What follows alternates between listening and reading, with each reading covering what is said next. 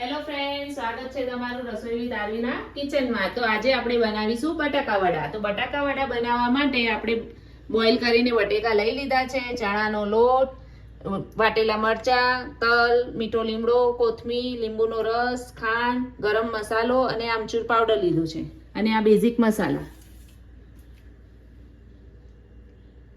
તો આપણે બટાકા વડા બનાવવા માટે આપણે ચણાના લોટનું બેટર પહેલા બનાવી લઈશું।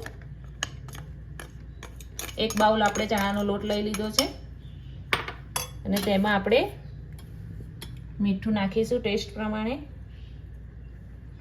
અને ક્રશ કરીને હાથેથી મસળીને અજમો નાખીશું।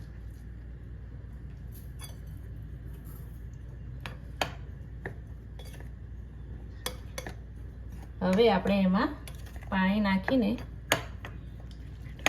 બેટર બનાવી લઈએ। આ બેટર આપણે બહુ પતલું બી નથી રાખવાનું અને બહુ જાડું બી નથી રાખવાનું।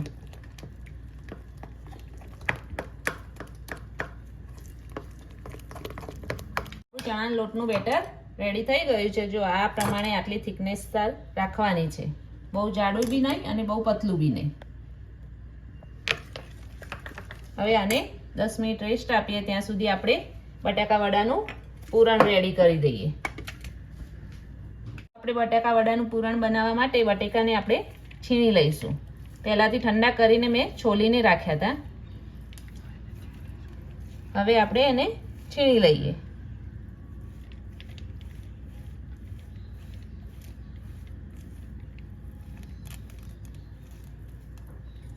આપણે બટેકા છીણી લીધા છે, તો હવે આપણે આ બટેકા વડાનું પૂરણ હવે વઘારી દઈએ આપણે। તો એના માટે આપણે 2 ચમચી તેલ લીધી છે। હવે તેલ ગરમ થાય એટલે તેમાં રાઈ નાખીશું। આપણું તેલ ગરમ થઈ ગયું છે, તો આપણે એમાં રાઈ નાખીશું।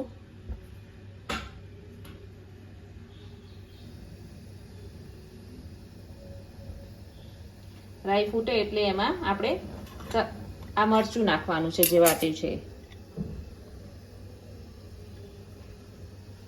તો આપણી રાઈ ફૂટી ગઈ છે, તો એમાં આપણે તલ નાખીશું। તલ નાખ્યા પછી લીલા મરચા નાખીશું, મીઠો લીમડો અને હિંગ નાખીશું।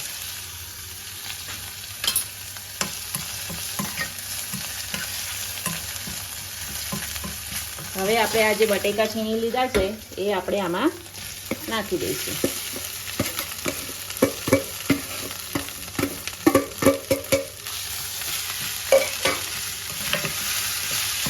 હવે આપણે આમાં બધા બેઝિક મસાલા કરી લઈએ। ધાણા જીરું, હળદર, લાલ મરચું, લીલા મરચાં લીધા છે એટલે લાલ મરચું ઓછું નાખીશું, આમચૂર પાવડર,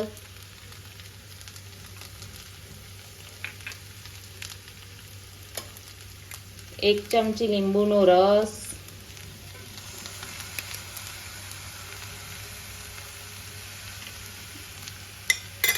દળેલી ખાંડ,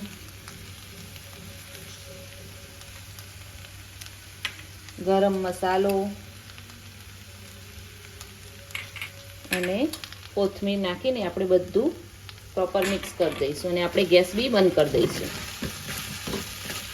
પૂરણ સરસ મિક્સ થઈ ગયું છે, તો હવે આપણે એને પ્લેટમાં કાઢી દઈએ અને પ્લેટમાં કાઢ્યા પછી આ પૂરણને આપણે ઠંડુ કરીને પછી આપણે બટેકા વડાના એના લોયા વાળીશું।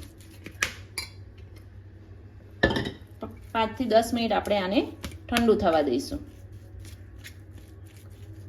આપણું પૂરણ ઠંડુ થાય ત્યાં સુધી આપણે તેલ ગરમ કરવા મૂકી દઈએ। તો આપણું પૂરણ ઠંડુ થઈ ગયું છે, તો હવે આપણે એના લોયા વાળી દઈએ। તમારે જે પ્રમાણે જોઈએ એ પ્રમાણે તમે નાના મોટા વાળી શકો છો। તો આપણે આ પ્રમાણે બધા લોયા વાળી લઈએ।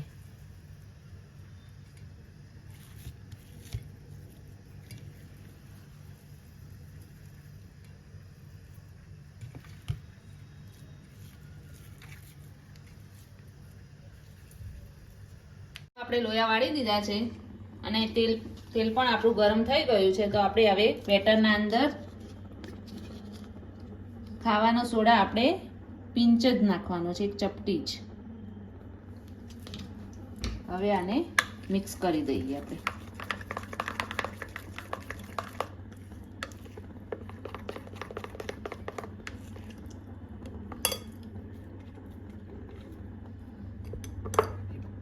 હવે આપણે આ બટેકા વડાને તેલમાં નાખીએ.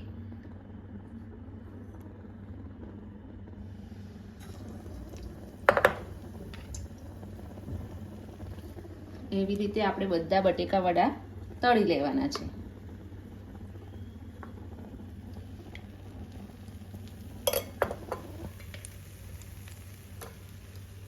આપણા બધા બટેકા વડા આપણે તેલમાં હવે તળી લઈએ. ધીમા તાપે આપણે આને તળવાના છે અને બહુ હલાવવાના બી નથી. આપણે બટેકા વડા તળાઈ ગયા છે. તો હવે આપણે એને પ્લેટમાં કાઢી દઈએ.